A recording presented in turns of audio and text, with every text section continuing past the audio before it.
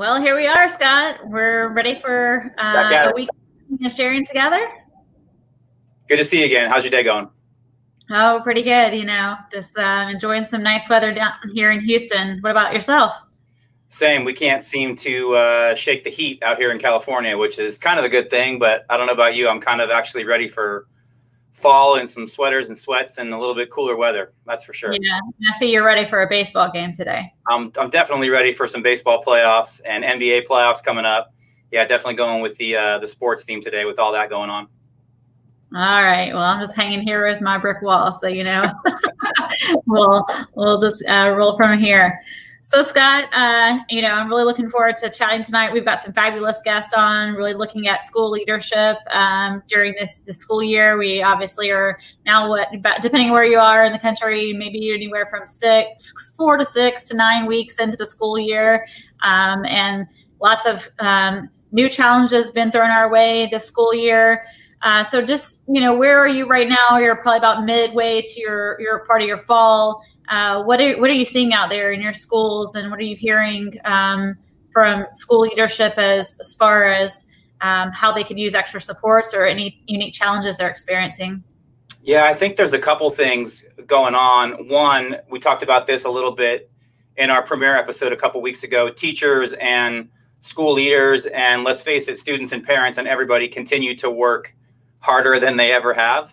I don't know if we're all the most efficient workers right now, but we're certainly putting in a ton of hours and effort into trying to make this work. There's definitely a lot of indecision going on too. Everybody is trying to figure out, are we virtual? Are we hybrid? When can we go face to face? What hybrid means to me, it may not have the same definition in, Illinois or New Jersey, things like that. So definitely a lot of that still to sort out. And I guess just everybody trying to figure out what their place is. Parents are trying to get back to work themselves and support their kids while they're at home. And I think it's just a continued daily challenge to keep everything moving forward, Yeah, absolutely. I think things that I'm seeing out there are two things that come to top of mind. One is flexibility, and everybody having to be super flexible, from parents to students to teachers to administrators. And the other thing is just resiliency. It's getting through this, whether you have got multiple things going on in home life and then trying to deal with school and being a teacher and a parent. There's a lot of things going on, but we see the challenges that are out there. It's on the news every single night, what's going on. I think we've got now like 38 states that are back on the rise again with the virus. So starting to see some schools maybe shutting down again, et cetera. So it's just the constant ebb, flow, change. We definitely have to continue to be resilient and flexible through all of this. But at the same point in time, while things are really tough and new and challenges are, constantly coming at us, I think there's so many great things that are going on still. And I always try to keep that, part of my mindset every day is, I think I woke up Saturday to the news saying that there was a brain-eating amoeba in the local water supply in the area here. And I was like, what else, 2020? Bring it on. Right. But at the end of the day, there's so much good that's happening in this world, and so many people opening up their doors and their hearts to help other people. So today, I'm really excited that we have Anthony and Darren on to share how they've been opening their doors and supporting their staffs as well as their students in their community. So looking forward to learning from them today. Yeah, absolutely. And I'm certainly curious to hear some of their challenges, some of their ideas, because I know one thing we're talking about in my community, not just at my school, but in neighboring communities, is starting to look at, okay, what are we learning from this? What have we learned from this immersion in the technology in the classroom and whatnot? Because not all schools, of course, were on board with that coming into, March and April. So already starting to look at what do we do coming out of this? What are we going to capitalize on to help, move our schools and our learning forward? Yeah, it's gonna be great to see what's actually really sticky and last out there in education for sure. Absolutely. So without further ado, I think we should just bring on our guests and learn from the mighty masters themselves. There they are. Good evening. Good afternoon. How's everybody doing? Welcome, gentlemen. Great to have you here. Thanks. Greetings. I'll do some quick introductions and listen throughout the next 15, 20 minutes. Please feel free to add more. Make sure you tell our listeners all about yourselves. But We want to welcome Anthony Newbold, the principal of Global Impact Academy in Georgia, and his partner to my right on the screen in the lower right-hand corner, Darren Clay, who is the principal at Conley Hills Elementary, also in Georgia. I have known Darren and Anthony for 7 or 8 years. I don't know if you guys remember, but we met at a Redefined Learning event, I think, at St. Thomas School in Washington State. And it's been great to keep in touch with you, and we're just thrilled to have you on the show, you guys. Yeah, and I got to meet Anthony and Darren many years ago as they kind of folded into our Microsoft Innovative Educator program and our Showcase School program. And at the time, they were actually leading one of our Showcase schools, Bear Creek Middle School. Shout out to Fulton County and Bear Creek. They really did an amazing job at that school. Being able to be on that campus was a fabulous experience, and honestly is what has brought top of mind these two amazing educators and school leaders to be really our first guests on our show. So welcome, guys. Hey, everybody. Thank you so much. A lot of pressure to be the first guest, I'll tell you that much, but it is an honor, Robyn and Scott, to be here and share our story. Indeed. Yeah, this is always great to get to hang out with my Microsoft people and my tech crew. So we're really looking forward to engaging with you tonight and just continuing to learn from one another as we navigate these most difficult times. Yeah, so let's just we'll play a little game, question of games, or a game of questions, I should say. In fact, it's obviously late in the day for me. So, guys, from a school leader's perspective, what has this school year been like thus far? Just like off in this new environment, for whoever wants to take that. Well, I'll start, Darren, if you don't mind, because I think you have a different perspective than I have.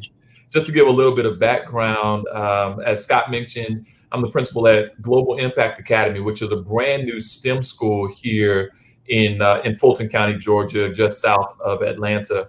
But we actually are not starting with students yet. So I don't have any students right now. So my experience has been a lot different, but it has been ever changing. So I guess if I had to summarize this school year so far, it is ever changing. We went from individual remote to universal remote to hybrid to throwing out the term synchronous and asynchronous, and the list goes on and on and on. But every time you look up, there's something new. And so for me, it's just been an ever-changing environment, and we've just had to kind of roll with the punches as they've come. Yeah, and I would also echo that. I think one thing that resonates with me, I was in a meeting actually the other day, and they said the first thing that kind of fails in chaotic times is communication. And I think I've really learned, you read these leadership books and you hear about communicating the vision. I think the vision has changed so much over the last 3 months on what, our instructional practices will look like. What resonated with me the most is this idea of communicating the vision and being able to pivot back and forth, over the course of the year, because the year's just beginning. Yeah, I think some of the terminology you guys threw out there, definitely quite a few memes out on social media about synchronous and asynchronous. And I think I even may have heard a few new ones from you, Dr. Newbold. So interesting what's going on. So I'd love to hear about, a specific success that you guys have had thus far this year. And then also maybe if you could share an unexpected challenge that you ran into that you weren't planning for and how you were able to handle that. Yeah, I would say success has been getting over the hump. I think the hardest thing was, we were all kind of on pins and needles as we were entering the pre-planning prior to school starting and trying to figure out what this means for our school district, for our state, and what this, most importantly means for our families and our stakeholders. So I think the success was just actually seeing students, whether that be virtual or in person. I think ultimately we're all in this business for students. So being able to see them, I think that made everything a little bit more calming when we were able to see them in those different modes. And I think I don't want to say unpredictable, because I think, everything's unpredictable now. But one challenge that has arisen is this idea of how do we make sure we're servicing students who are in our building and also at home at the same time. So this concept of simultaneous instruction, where you have students kind of face to face and students in a remote environment, I think that's been the biggest learning curve from an administrative standpoint, and also from a teacher standpoint. How do we master that? Us as educators, we're lifelong learners, and we want to get it right. So it's been kind of a challenge to get folks to see some light at the end of the tunnel when we face these barriers. Caught us off guard as to how quickly we had to pivot. For many of us who have been living in this techie world, this instructional technology world, using a lot of these different products to provide instruction to our students, I think that some of us were more ready. But I think that surprise was how many were not ready. To date, now, I my educator system, and I've trained over 1,000 people this year. So in 2020, so that tells you how fast we had to move to get people prepared. But I think one of the successes is how quickly people have adapted. Essentially, we have reformed education in a matter of 4, 5, 6 months. And I think for the most part, it's been pretty successful. It's been difficult, and it's going to continue to be difficult to meet all of the needs of the scholars that sit before us day to day. But I think that people have quickly pivoted and embraced it to the point where they're able to provide quality instruction to students across the nation.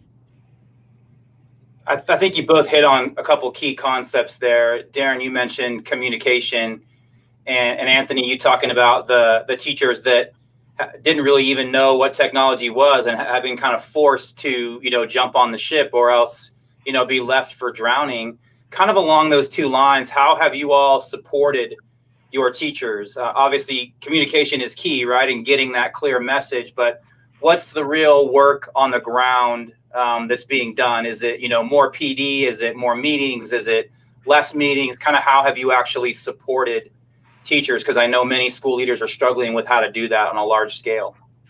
For me, Darren, if you don't mind me going first, I think that as a school leader, there's a couple of things that you have to put in place in order to do this successfully.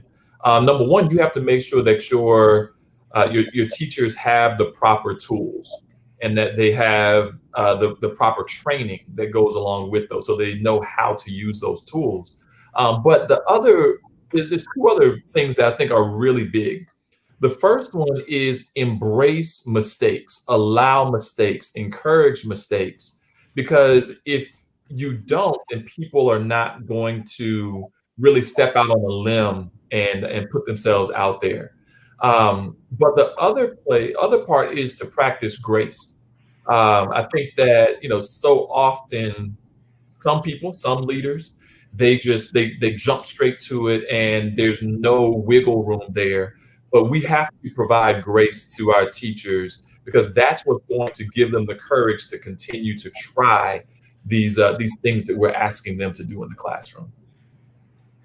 And probably during our discussion today, you'll see that Anthony and I share similar philosophies. So I'll piggyback on that to say one thing that I think was important this year was just to be transparent as possible and letting our teachers know that education is changing for the foreseeable future. This mindset shift that we're going to take, it's here to stay. Education is going to look different. I think we learned a lot of lessons over the last 6 months. So with that being said, let's take this in kind of bite-sized chunks to kind of build our capacity as we go, knowing that there are going to be those opportunities to fail, but we're going to lift you back up when you do fall. But I do encourage teachers to at least fall forward as opposed to falling backwards, because that's going to take a little bit more energy to get back up, right? And one of the things that resonated with me, and the thing that I've been appreciative of from Microsoft, is this idea of self-paced modules, where teachers can kind of work at their own pace. There's a lot of, if you go to the Microsoft Educator Center, there's a tons of courses and pathways and things that can be taken by teachers, and they can work on at their own pace, and they receive that instant gratification in the form of a badge. So that has resonated with me as a huge win to support our teachers during this time. So obviously you guys are having to take on an extreme amount of change management, and we all know that change management it's tough, it's difficult, it's taxing both physically and mentally. Can you share something? I'm sure morale sometimes ebbs and flows, and everybody's excited to get back to school, and these long 12, 14-hour days that people are putting in here become draining. So how are you guys supporting teachers and lifting them up, and encouraging morale building on the campus? Any special activities you're doing to help build that culture and boost the educators that are in so deep here? Well, I think part of that is all of our activities are still virtual, so we had to be extremely creative. One of the things that I think has helped, particularly at our school, leadership kind of research would suggest you got to kind of model the way or lead by example. So one of the things I've tried to do is use some of the technology and the tools that we have and that we're asking teachers to use, and model that in the form of recognizing those desired kind of practices and outcomes. So anything from Flipgrid celebrations to OneNote shout outs, using stickers, using memes, using the different types of technology that we have at our fingertips to recognize teachers. Another thing that we've been real thoughtful about, and I think, the different sectors and industries have been really conscientious of K-12 education, is really engaging with our partners to see how they can bring in resources and different levels of support. We have a social emotional learning curriculum, not only for students, but also for staff, so they can kind of meet their needs on their social emotional needs. So using different tactics and different approaches, it has kind of tapped our creative wheels to kind of get things spinning and do things, in a virtual environment. But I would say those are just a few of the strategies we've used. So again, my situation is different, but one of the best things that I think I've seen, and let me backtrack. I was on Twitter and I saw something that a teacher posted not too long ago about the number of times that her classroom was dropped into by admin to observe. And yeah, it was a bit much. The number that the person tweeted was a bit much.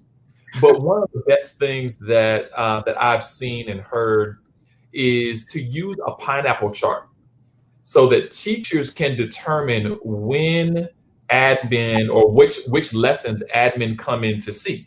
So instead of having that traditional pineapple chart that may be up on the board, up on a display, and you put your information up there, you can do one digitally.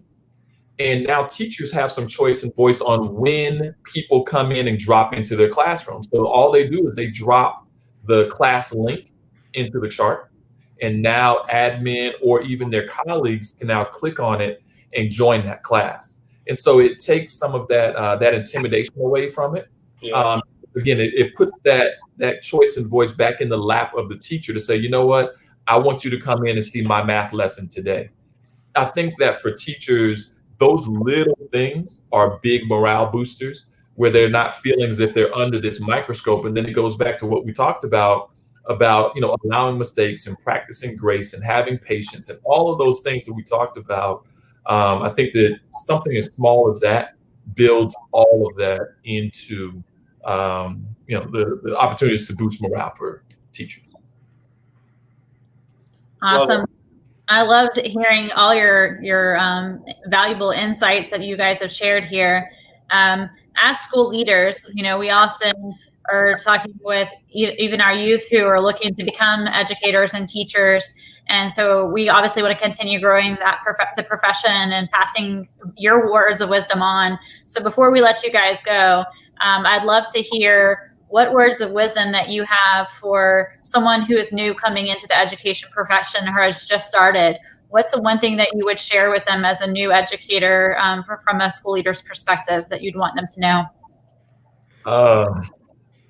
For me, I would say that this is probably going to be the hardest thing that you've ever done in your life. And it is compounded by COVID. But it is also going to be the most rewarding thing that you've ever done in your life.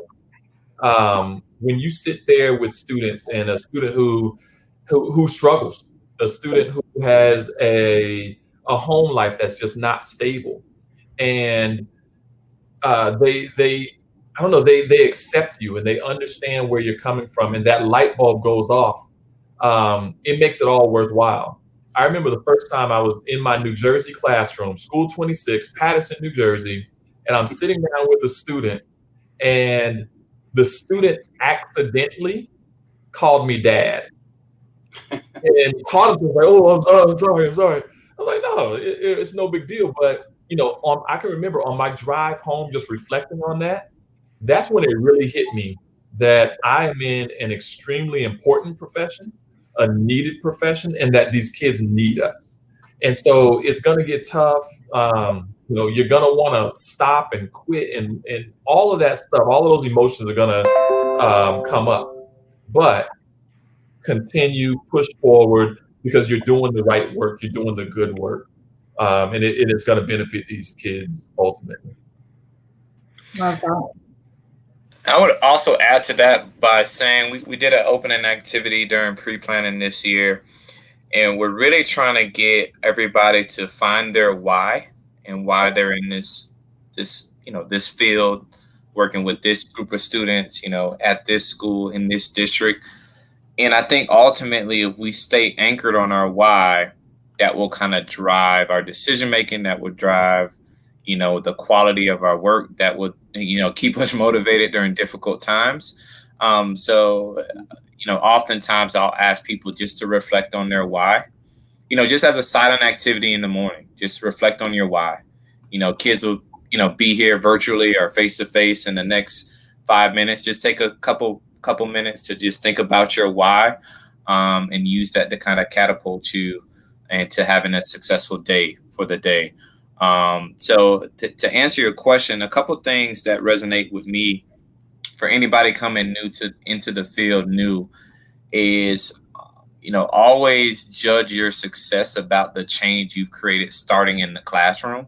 Because there's so many metrics that kind of judge how good a school is, gives a school a grade or, this assessment, which all of that is important.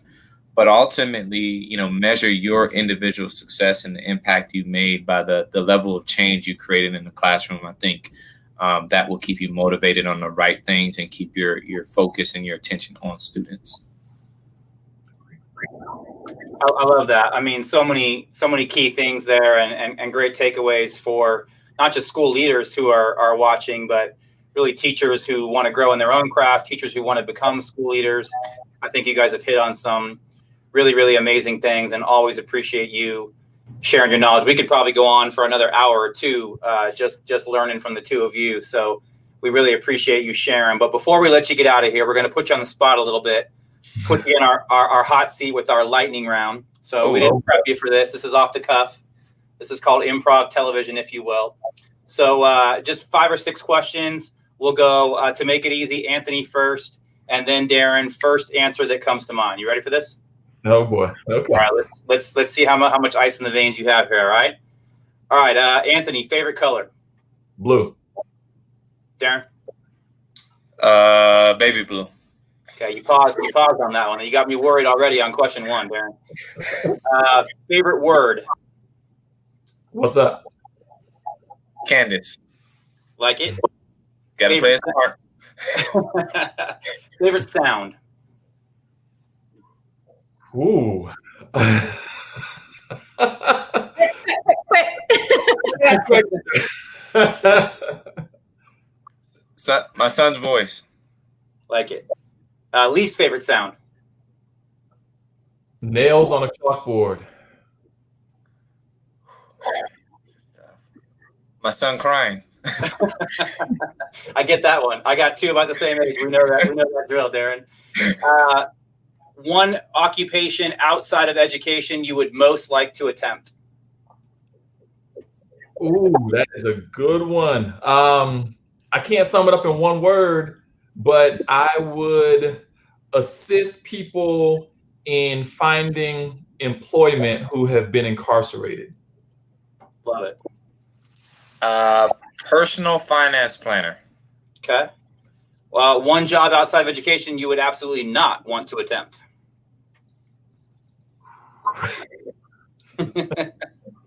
President of the United States. Good. That's honest. Vice President of the United States. I'm hearing blue, baby blue, president, vice president. Yep. Do we have president, vice president here? Yeah, I'm thinking Newbold Clay 24. That's what I'm hearing right here. You heard it We said it first, guys. We said it first. All right, last question. We'll get you out of here on this. At your retirement party, however many years from now that is, what do you want everybody to be saying and celebrating about you and your career? Oh, I love this question. I would want people to be saying that I did it for the right reasons and that I did it wholeheartedly and that I was a change agent. I would love for people to say I was some sort of ed tech pioneer in the leadership, the school, particularly school leadership space, and was willing to try things that, folks weren't willing to try and be innovative. Love it. Well, thank you. Thanks for playing along. Absolutely. Thank you guys for having us. This was awesome. It was. Thank you so much. You bet. Appreciate your time. Y'all are welcome back anytime you want. Episodes. Let us know. We're ready. Thanks, you guys. Have a great night, okay? Take care. Take Bye-bye. care. Such good stuff. I could literally hear those guys talk for hours and hours. So smart, so well spoken. Absolutely. Love me some Newbold and Clay for sure. Clay fans. Newbold and Clay, 24. That's it. That's right.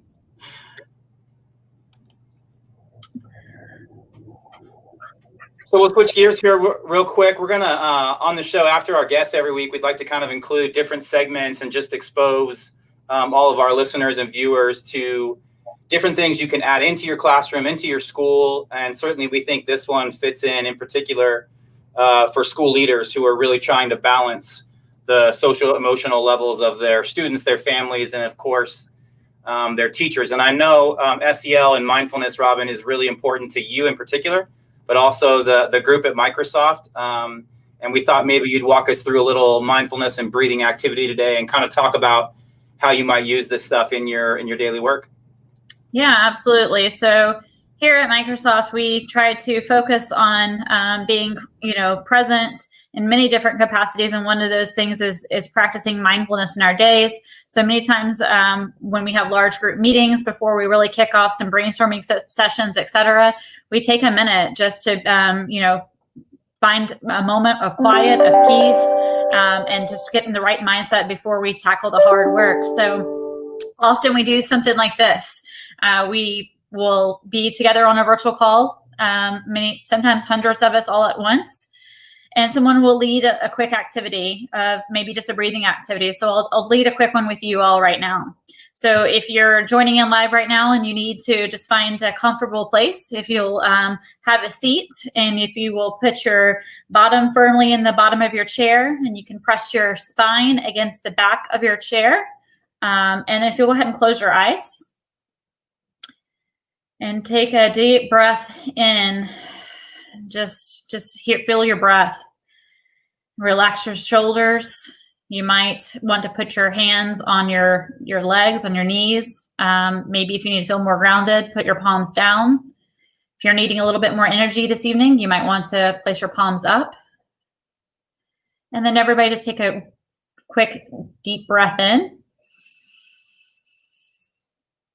As you feel like you're at the top of your breath, take one more sip of air. Your belly should be now fully protruding, sticking out. And when you're ready, go ahead and release that breath and blow it all out. Not to be focusing on anything right now except yourself and the quiet and the stillness of the room you're in. If everybody will take one more quick breath in. And when you're ready, go ahead and exhale. And when you're ready, you want to come on back and join us back really quickly. So that was a very quick breathing exercise, but sometimes it's necessary as adults and as students as well, just to find a moment of peace and quiet and do a reset so that you're ready for the next thing. So a lot of schools are beginning to practice mindfulness in their classrooms. They may be using, different Headspace apps, or if there's like one I think called the Yeti app as well that allows for some practicing of breathing and meditation for students. They're great to do inside the classroom, especially in a hybrid or virtual world where you just need to get everybody's attention, focus, a place of peace before you actually begin your lesson. So that's something we do here internally in the company, and I think it's a great practice, including I also say we'll be drinking well, right? Is also hydrating during this time. It's very important. And Scott, over to you. Why don't you share some more activities that are important to help build the emotional well-beings of people during this time? Absolutely. And things you can do as a teacher, as a school leader, with your students, of course, as well. I think these activities really span the different groups in a school community, and we certainly encourage you to explore these and many others. The resources, especially in today's day and age on the internet, are plentiful, and these are just 3 examples that we thought were in particular super helpful. Journaling is great. I remember as a kid hearing the whole like Dear Diary thing, and it was kind of a joke, right? Like if you had a diary, but I've gone to journaling. I have a bullet journal now to write things down, and it's really provided me some clarity from day to day, because the balance of emails and Teams messages and text and all this kind of stuff, the information can get really cluttered. And so journaling, writing things down, actually having a space to, whatever it may be, take a list, write notes down, reflect on the day. Journaling can be very powerful just to kind of set your mind in one location and really focus on what you're feeling, what you're experiencing. Another one that I love, it takes me back to my childhood. Robyn, I don't know if you've ever played around with these mandalas. These I used to get them in the big like poster size. I know it sounds funny, but I love it. Like, who doesn't love to color? It's like, who doesn't love peanut butter and jelly sandwich? There's just something about connecting with your childhood in that way. And these I carry a little book with me when pre-COVID, when we used to travel a lot. In my travel bag is one of these little mandala looking books, and it's just full of coloring. And it's often an activity I do on airplanes or at the airport. I love it. I found a bunch of digital ones, and I started printing them to OneNote so I could have them on my tablet and use all the pens there and that kind of thing. It really is kind of just a soothing activity to kind of get lost in just filling in the spaces, whether it's creating patterns or going random or whatever, but just that really anything in the arts, right? Anything visual or performing arts with music and art and things like that can be very centering and calming. And there's plenty of research that shows that those techniques, those skills, those hobbies and activities really have great benefit. And lastly, Robyn, you did a breathing exercise for us, but I wanted to mention one other, which is square breathing, just to kind of like calm anxiety. If you're feeling sort of anxious or nervous, just closing your eyes and just breathing as you're tracing a square and rectangle, literally like going from top down the side, bottom, and back up to the other corner, and just slowly breathing in across the top, exhaling down, and using that square breathing technique to kind of center yourself and release some of that anxiety. So there's different ways you can use these breathing activities, whether it be to just put yourself in a mindful place or to relieve stress, lower your heart rate, all those kinds of things. There's definitely some great applications to the different breathing activities that you can use. So again, all kinds of great resources out there, but certainly SEL and mindfulness are huge tools and resources that we can use in our school communities now. I think Dr. Clay mentioned it earlier, just about some self-paced guided learning and professional learning needs, et cetera, that he leverages inside of his school with his teachers. I just wanted to point out that on our Educator Center, which is at education.microsoft.com, we also have a supporting SEL with Microsoft Tools course on there as well. So if you go there to the site and you can do a search for SEL or social emotional learning, and this course will come up, and you can actually learn a few of these things as well as others in different parts of Microsoft tools that we have for technology that teachers are using to help with some of these social emotional activities. And with that, Scott, I think you were going to share one that you guys have been starting to use. Yeah, we've been starting to deploy this here at our school, the Reflect app for Teams. It doesn't come directly into Teams. You have to get your IT administrators to help you get this available from GitHub if you're familiar with that. But Reflect is really cool, just the ability to connect with your students on a quick poll, get a sense of how they're feeling, how they're doing, where their energy levels are. I've seen a lot of great examples. I'm sure you have too, Robyn, of the use of like Microsoft Forms and other survey tools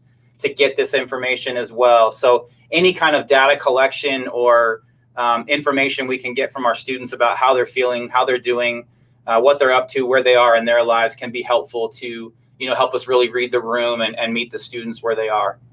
Yeah, I love just a quick, sync in and check, and the app is super easy to use. You don't have to spend a whole bunch of time writing over a question. You just click in the app. There's some questions that are already kind of pre-done for you, or you can add your own, and then you can have the responses are literally all the way from a really happy face and you're really very bright green to an angry, upset, sad face.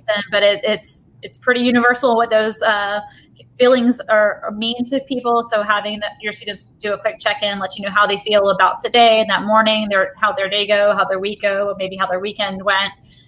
So just having them aggregate that data, and you can do it anonymously, or you can choose to have your students actually log who they are if you want to know who is specifically maybe red. Maybe that's a good indicator if you need to have a one-on-one meeting with that particular learner. So yeah, great opportunities to really focus on building relationships with students, especially as this school year is very different. For sure. With that, let's close it out with our epic educators for the week. What do you say? Oh, love it. This is my favorite part of this show already.